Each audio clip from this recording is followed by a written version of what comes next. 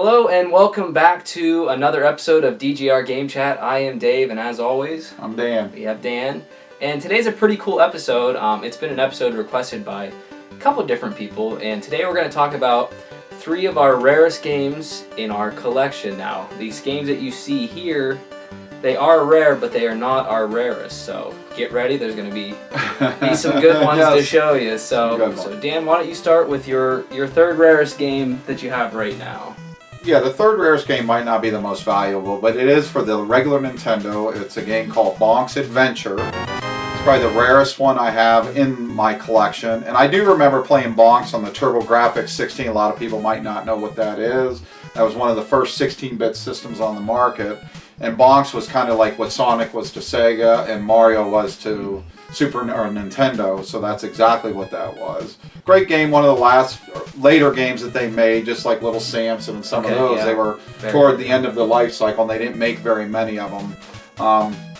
No interesting really story coming this in. This came into the store, and I ended up just adding it to my collection. I can honestly say I've never played that. I have heard of it, but I've never played it. So yeah, great game. Look forward to getting some footage for that for this video. So my number 3 rarest game. This one does have a little bit of a story. So this was probably 5 years ago now. I was in a dodgeball tournament, and we were representing VGX. We had our VGX shirts. You'll see the picture right down here. So our team won the dodgeball tournament, and we actually won gift cards to GameStop. And you know, I'm not a big GameStop shopper. Oh, because shame. I know. Oh, shame. I know, exactly. So I got a GameStop gift card. Who sponsored the Volley Dodgeball? Yeah, exactly. VGX sponsored us, and I got a GameStop. Hey, free money. It was free money, so you know I had to use it. So I was really interested in this one GameCube game, and you know I saw GameStop had it online, so I'm like, all right, I'll pull the trigger and I'll get it. So I got it. I think I spent, it was like $10, and now it's one of the rarest GameCube games out there, and that game is Gotcha Force for the Nintendo GameCube. It's almost mint, surprisingly. Coming from GameStop, I was very surprised in what good a shape it is. But this game plays like a mech shooter game, kind of like Custom Robo and Gundam games. The voice acting in this game is terrible. Help me! Well, it's a pretty fun game. It's decent, but it's nothing great. But it's very rare, made by Capcom. I'm not sure why it's so rare, but it is, and you know it's my number 3. So. Yeah, number two is something I just recently acquired. It was kind of like a retirement gift to myself, and Mickey helped. It was Panzer Dragoon Saga for the Sega Saturn. I mean, in the last probably year, I've been getting into the Sega Saturn stuff, and it's just amazing how the prices of everything, and it doesn't even matter. It's just even Clockwork Knight, something you could normally have picked up for $10 is, you know, like 30 and 40. Yeah. Completely. I've never played this. I've played the other 2, the Panzer Dragoon and Panzer Dragoon Zwei. So I'm looking forward to actually playing this very soon. Now, I think you told me this has like RPG aspects to it. It's a rail shooter, right. It's a rail shooter with a bunch of RPG aspects. Sounds interesting. Yeah, only 20,000 units made. It was at the end of the life cycle of the Sega Saturn. They had pushed onto the Dreamcast. Okay. You know, it was back in the day that they didn't think RPGs were at all to the U.S. market. It was the same thing. I don't know why that was. Unbelievable. Yeah, but it stupid decisions. Yes, really, absolutely. Really, but I'm looking forward to actually playing it. I've never played through it. I'm definitely going to play through it here very soon. I'm looking forward to getting footage for it too. So. All right, my number 2 actually was a gift from Dan several Christmases ago. Wow, I don't even remember. And now it's one of the rarest games out there for the PS1, and that is The Misadventures of Tron Bonne. This game, Capcom, it's kind of in the Mega Man Legends series, for those of you that are familiar with that. I love the Mega Man Legends series, and this kind of continues with that. I believe it's a prequel to Mega Man Legends 1, but what you do, it's kind of like there's a bunch of mini-games, and you play as one of the main villains from the Mega Man Legends series, and you have to like earn money by doing these mini-games, and you know, it's pretty fun.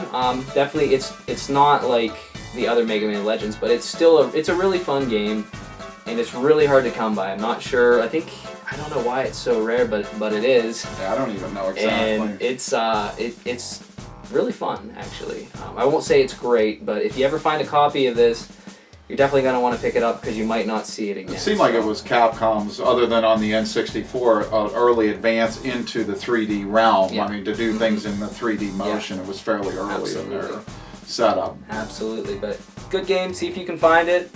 You know, like I said, it's pretty tough to come by. And Dan, your number one most rare game. My right number now. one most rare game, I actually got for a Christmas present 2 years ago from my wife, and all the credit goes to her on that. It's Earthbound, which you've seen in another video of as one of my top games. Interesting how this came about was that I had Earthbound, the cart. I didn't have it complete in the box with everything.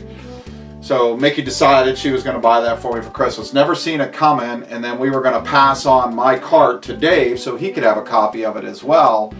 In the store, maybe in 5-6 years, we only seen maybe 2 of them, and then all of a sudden we seen like 3 in a matter of a month.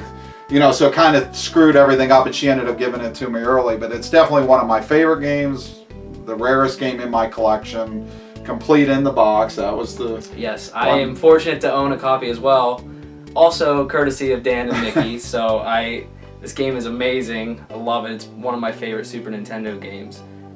But that's odd. I don't have it complete, unfortunately, but that is awesome. Yeah, I am super jealous every time I come into Dan's game room. I always take a look at it just because it's so awesome. So. And then it does have the scratch and sniffs are still good. Oh with yeah, all you the had me. smells. What? I don't remember. Was it hot? It was a hot dog. Hot dog, or I don't remember. It was so bad. It was gave me a headache. It smelled so bad. They still work. terrible. So. All right, so my rarest game that I have right now, I actually got this online several years ago before it skyrocketed in price. It was one of those luck of the draw things, and that is a Game Boy game, actually. Surprisingly, of all sorts, my rarest game is a Game Boy game, and it was only released in Japan and Europe, and that game is Trip World for the Game Boy. Have you ever heard of it? I haven't. So this game's pretty interesting. It's actually, they call it the spiritual successor to Mr. Gimmick, which it was a game on the NES, which I definitely want to talk about in a future episode, maybe of Hidden Gems or something. But this game it's really fun. It's really short. It's only like 5 levels. But the detail and the graphics were incredible for the Game Boy. And again, I'm not sure why it's so rare, but Sunsoft made it, and it's really fun. And yeah, I got it for a pretty good price. And now, if you want to get a copy, you're gonna pay quite a bit of money, unfortunately. But it's really fun, and you can't get it anywhere on like the Virtual Console or anything. The only way you can play it is if you have the cart, or you play a ROM of it or something. But it's a really good game.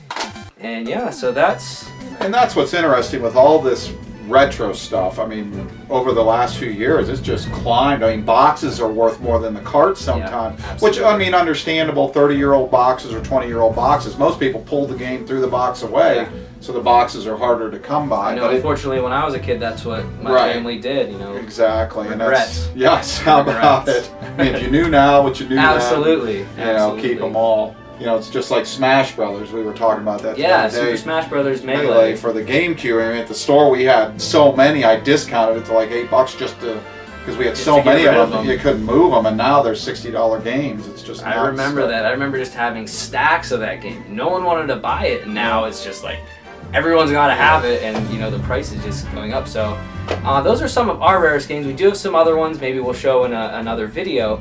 But, if you're a collector out there, we want to hear what your rarest games are. So if you can let us know in the comments, we'd love to hear. It's as collectors, we like to see what other people have and get jealous over what we you do have. get jealous. I know Dan's probably got a much rarer collection. I think I have more games than Dan. Right, absolutely. But Dan's, selection is much better. Right. So when I come here, I always get jealous of That's okay. of his collection. I don't believe you. I get jealous when I peek in your closet too. There's a few. So in there, yeah, but which we might have to show that off sometime. But again, thanks for watching. Let us know your 3 rarest, and we will see you soon. Thanks, guys. Thank you.